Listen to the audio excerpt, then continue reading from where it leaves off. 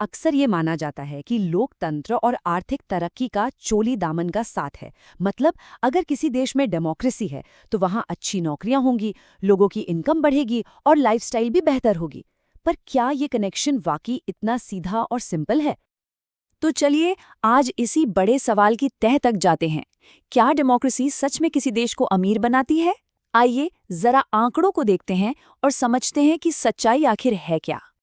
ये पता लगाने के लिए कि कौन सा सिस्टम इकोनॉमी के लिए बेहतर है, हम सीधे सीधे डेमोक्रेसी और तानाशाही के इकोनॉमिक परफॉर्मेंस की तुलना करेंगे। इसके लिए 1950 से लेकर 2000 तक यानी पूरे 50 साल के डेटा को स्टडी किया गया। मकसद ये था कि ये देखा जा सके कि लोकतंत्र और तानाशाही में से कौन सी व्यवस्था अर्थव्यवस्था को ज़्यादा तेज़ी से आगे बढ़ाती है। और जो रिजल्ट्स सामने आए वो सच में काफ़ी हैरान करने वाले थे। आंकड़े ये बताते हैं कि तानाशाही वाले देशों में एवरेज इकोनॉमिक ग्रोथ रेट 4.42% रही, जबकि लोकतांत्रिक देशों में ये आंकड़ा 3.95% था। हाँ, ये सच है कि तानाशाही वाले देश थोड़ा सा आगे हैं, लेकिन ये जो फर्क है ये इतना कम है कि इसे नज़रअंदाज किया जा सकता है। तो सिर्फ इस एक आंकड़े को देखकर ये फैसला कर लेना कि एक सिस्टम दूसरे से बेहतर है, ये तो पूरी कहानी को समझे बिना नतीजा निकालने जैसा होगा। देखिए, इकोनॉमिक ग्रोथ जो है वो एक बहुत ही कॉम्प्लेक्स चीज़ है।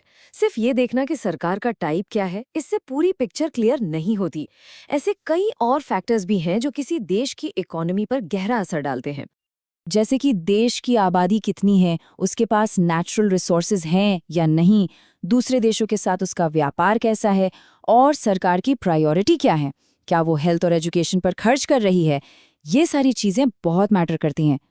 इसलिए अगर ग्रोथ धीमी है तो उसका सारा दोष डेमोक्रेसी पर डाल देना ठीक नहीं है। चीन और भारत का उदाहरण लीजिए। चीन ने एक दलीय शासन के तहत फटाफट फैसले लिए और 9 से 10% की जबरदस्त ग्रोथ हासिल की, लेकिन इसकी कीमत चुकानी पड़ी मजदूरों के अधिकारों और सेंसरशिप के रूप में। वहीं दूसरी तरफ भारत का विकास थोड़ा धीमा रहा, लेकिन यहाँ बोलने की आज़ादी और रेगुलर इलेक्शन जैसे लोकतांत्रिक मूल्य बने रहे। लेकिन ग्रोथ की रफ्तार से भी ज्यादा जरूरी सवाल ये है कि इस विकास का फायदा मिल किसे रहा है। क्या देश की तरक्की का फल सब तक पहुंच रहा है, या फिर ये बस कुछ ही लोगों की जेब में जा रहा है?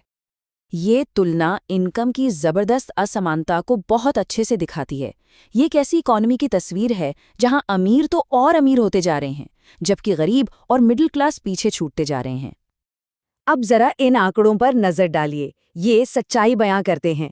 साउथ अफ्रीका और ब्राजील जैसे लोकतांत्रिक देशों में जो टॉप के 20% अमीर लोग हैं, उनके पास देश के 60% से ज्यादा दौलत है, और जो सबसे गरीब 20% लोग हैं, उनके हिस्से में 3% से भी कम आता है।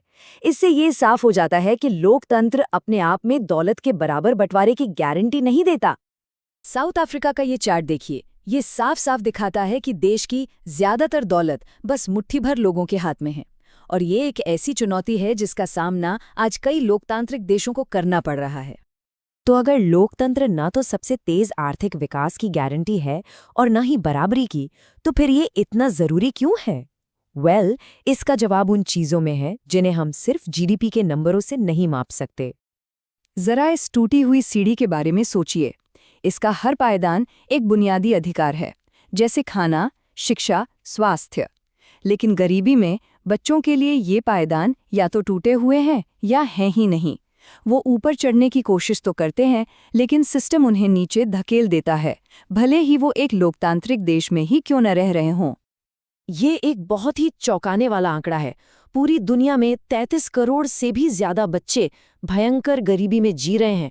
ये एक ग्लोबल क्राइसिस है, और ये दिखाता है कि राजनीतिक सिस्टम्स को आर्थिक बराबरी लाने के लिए अभी कितना लंबा सफर तय करना है। तो फिर लोकतंत्र का असली फायदा क्या है? इसका फायदा ये है कि ये नागरिकों को सरकार से सवाल पूछने की ताकत देता है। ये ट्रांसपेरेंसी लाकर करप्शन को कम करता है। ये मजदूरों को शोषण के खिलाफ आवाज उठाने का मौका देता है, और सबसे बढ़कर ये सुनिश्चित करता है कि विकास सिर्फ मुनाफे के लिए नहीं बल्कि लोगों के लिए हो। भारत का मनरेगा प्रोग्राम इसका एक बेहतरीन उदाहरण है। ये योजना लोकतांत्रिक बहस और आम नागरिकों की मांगों के वजह से ही बन पाई, जिससे गांव में रहने वाले परिवारों को रोजगार की गारंटी मिली। ये दिखाता है कि डेमोक्रेसी कैसे लोगों की जरूरतों को पूरा कर सकती है। तो आखिर में असली सवाल ये नहीं है कि कौन सा सिस्टम देश को सबसे ज्यादा अमीर बनाता है, बल्कि असली सवाल ये है कि कौन सा सिस्टम सबसे ज्यादा निष्पक्ष है। विकास का असली पैमाना जीडीपी नहीं, बल्कि लोगों की जिंदगी की क्वालिटी है। तो सवाल ये उठता है, हम अपनी तरक्की को और ज्यादा निष्पक्ष कैसे बनाएं ताकि हर कोई विकास की इस सीढ़ी पर आसानी से चढ़ सके।